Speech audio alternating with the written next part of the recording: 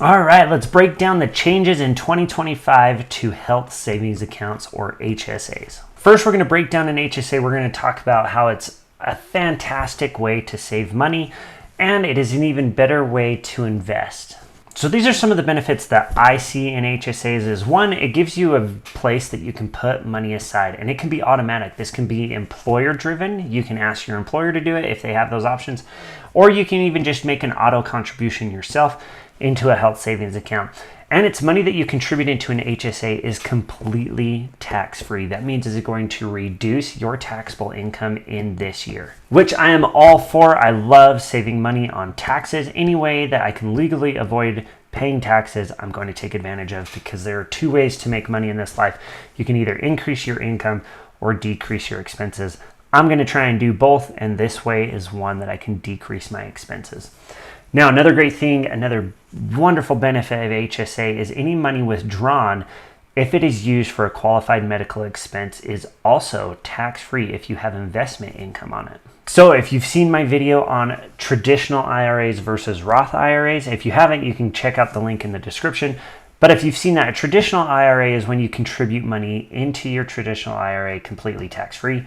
A Roth IRA, any growth in that income, any growth in that investment, if you take it out during retirement, it'll be completely tax-free as well. So an HSA is almost best of both worlds with a traditional IRA and a Roth IRA. And with a health savings account, you will often have lower premiums on your health insurance, and this is due to having a high deductible insurance plan.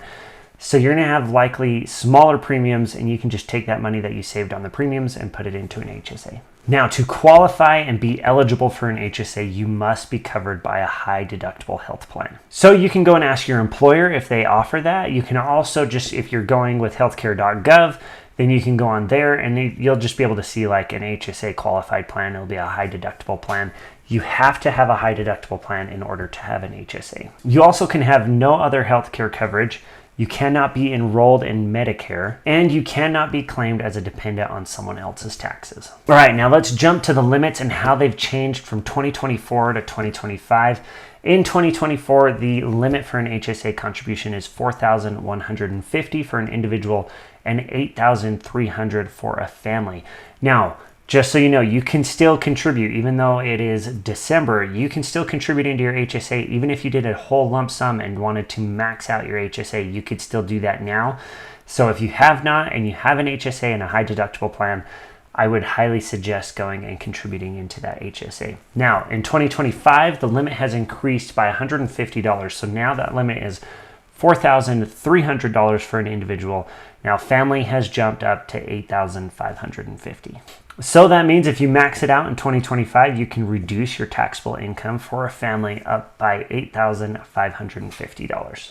All right, now let's go over some of the best uses for an HSA that I personally think was one, if you rarely meet your deductible on your health plan, like if you have health insurance and you're very rarely meeting your deductible, an HSA could be a great route for you because you can just increase your deductible, but you'll be able to save on your premium, drop your premium, and you can put money aside into an HSA to cover you in case of an emergency. Another great use of an HSA is you can actually invest the money that is contributed in there. So usually an HSA has options to just automatically invest it for you.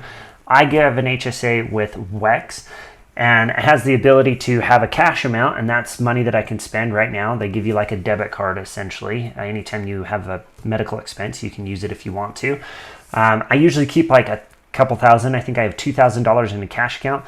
Now, any money that I put in that goes above that $2,000 is automatically transferred into an investment account with WEX, and I am just investing into like a low-cost S&P 500 index fund, and then that money can just grow over time. Now, this next tip might not always be a possibility, but I do like it. So if you have any money that you're able to spend on any medical expenses, say you have a medical expense that comes up, you can either pay it with the HSA and you completely take it out. There's no penalty because you're using it for a qualified medical expense, and you can pay for that right then and there and be done, which is good because you have that money set aside.